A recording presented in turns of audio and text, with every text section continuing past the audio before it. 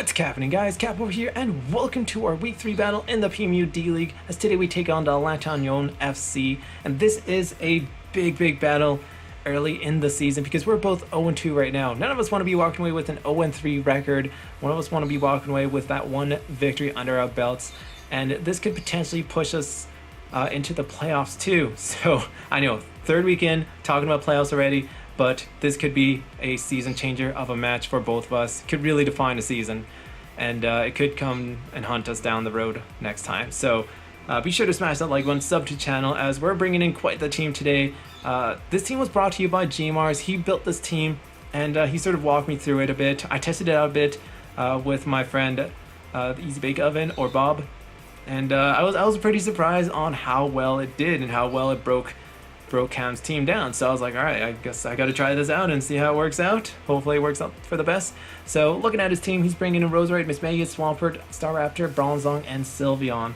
Star Raptor is a big pain for me because I don't really have a lot of reliable checks to it without the Intimidate on Lando. And even then, Lando's not faring well against Star Raptor. So my only hopes of really dealing with it is for it to take itself down and setting up Stealth Rocks. That is like the #1 priority for me to do. It's one of the musts that I have to do in this battle.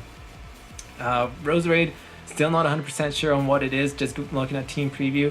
And this is where I figured, you know what, Kartana's a pretty good lead over here, just because if he leads off with Swampert, Leaf Blade. If he leads off with Bronzong, I have Night Slash. If he leads off with Sylveon, I have Smart Strike. So Kartana has a pretty big role in this battle. It outspeeds a lot of things naturally. And yeah, let's just hop into this battle. Let's just hop right into this. So be sure to smash that like button and sub to the channel. Your support is greatly appreciated as we go into this big match of the season. Third week in, we put ourselves in a bad hole. We put ourselves in a bad spot. So I sent out Kartana over here looking pretty sharp as ever, no pun intended, as he ends up sending out Roserade. So I'm not willing to make a risk. If he sets up spikes, so be it.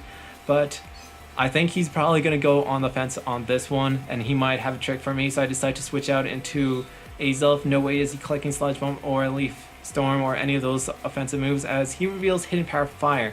So this tells me right away that he is most likely either a Choice Scarf variant or some sort of Berry variant. So some good information to have for myself, as I decide to play aggressive over here, predicting a switch. I go for a U-turn to get the switch initiative and go right into my Lando, because Supersonic Strike actually does take it down.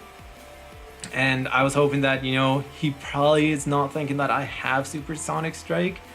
So yeah, I know the Sylveon has a big role in this match. It can either Wish Pass, it can heal his team, it can be the clerk that it can potentially be. And if he decides to go into Bronzong, I do have Smackdown, so I can always still check that thing and apply pressure on it to his team. So I'm still looking pretty good over here.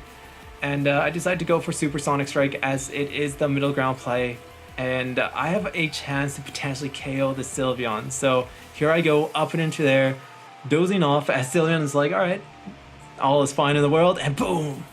Oh, taking that damage not well at all, as we end up KOing the Sylveon, and I'm like, alright, this is good, this is pretty good, but as good as it got to the shitter, and I'm like, oh dang, Brave Bird is gonna be landing my way. This is a roll heavily in his favor, and I decide to set up my Stealth Rocks. Luckily for me, I do live by the nick of my teeth, and I end up setting up my Stealth Rocks, which is much more important to me than KOing the Star Raptor with anything. And I'm just going to let Lando go down, as it did do its job. It took down Sylveon, and it did set up Stealth Rock. So Lando, well done. You also dwindled down the Star Raptor relatively well too, so that's pretty good. As now Star Raptor is in an odd position. I just like to go into my Sir Kicks a lot, because this either forces him to go for Brave Bird or switch him out, which means he's going to be taking Stealth Rock damage. I knew it was such an obvious play for me to endure, but I had to click it. No way was I gonna over predict and for him to just go for Brave Bird. But yeah, anywho, now I can just go for a knockoff, potentially knock this thing's lefties off, and let Kartana deal with it later down the road. I'll also get some good information on what it is, as it's not a very defensive Bronzong. And I'm like, oh dang, now if I click Endure or something over here, I could potentially KO this thing and really put in a lot of work against his team. But I decided to go for knockoff, and Yeah, he ends up going for the Zen headbutt, and I underestimate Bronzong's power, and this simply just vanquishes me, which is not a good scenario. I just go down straight away, and Rafflekoffen comes in. I decide, you know what? Now it's my time to start setting up my trick room and nasty plots and really break through his team. As I'm really breaking through with the bulk of his team, which is fantastic for me. I already broke down his Bronzong. I already took down Sylveon. If I can get to Swampert, then I'm looking pretty solid at this moment. But he ends up sending out Roserade, which is frightening because Leaf Storm does a lot of damage to my Kapagers, and I decide, you know what? Let's risk it. I'm pretty sure I can take one Leaf Storm and I can KO this thing with a Shadow Ball.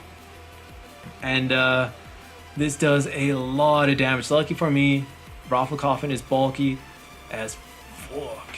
And this Shadow Ball is simply going to vanquish this Roserade. So this is a big KO because this allows Kartana to breathe a little bit more. This is what I wanted my Kapagers to do. Just simply take down a couple things, break down a couple mons, and really allow other Pokemon to come in, just clean up what's left over. So I'm just going to go for another Shadow Ball, as Swampert is the play for him to make, because this is going to take it, but I end up getting a crit over here, and this is a pretty big crit just because this was actually an Assault Vested Swampert, and I was like, alright, cool, that's pretty cool right over there. I did not predict a Swampert to be an Assault Vest, so this means I can simply go for Dark Pulse and simply take this thing down, but I decide to waste out my Trick Room turns and keep my Hydreigon relatively healthy, as this was my play to make just for the long run, because if he goes into Staraptor will go for either a Brave Bird. Close Combat has a small chance of KOing, but for myself, I can simply just allow Staraptor to take itself down and really apply a lot of pressure. So that was my play to make. Sort of works out for me, as I end up taking out the Swampert, and now the Beast is back in.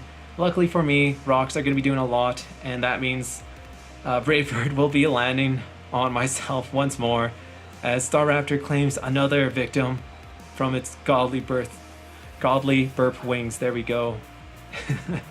That does a lot of damage. That wasn't even a roll, I think. This was actually a choice banded Jolly Staraptor, so that is frightening to witness, and I don't have a lot of things that really take that on, so I just go right into my Kartana. I'm like, alright, let's see if this thing is actually Scarfed or something, but what do you know, it is not. And I decide to go for a Leaf Blade because I don't want to take a risk of the Cold War Berry popping and me choking the game away, as Leaf Blade actually takes it down with the crit, and I'm like, alright, cool, Beast Mode, Beast Boost, and Life or Damage, as Liberty is going to come in, and I'm like, alright, I think this is GG. I think we've claimed our very first victory of the season, and such a big monkey off my back.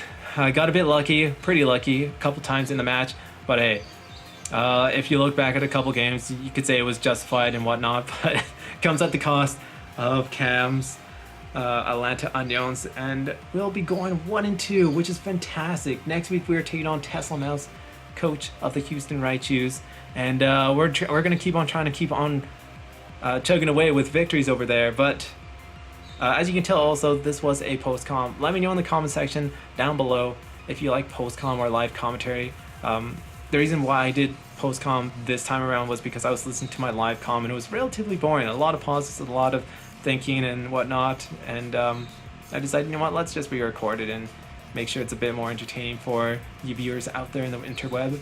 So let me know in the comment section down below which one do you like the best. But anywho, thank you so much for watching, and I'll catch you guys later. Peace.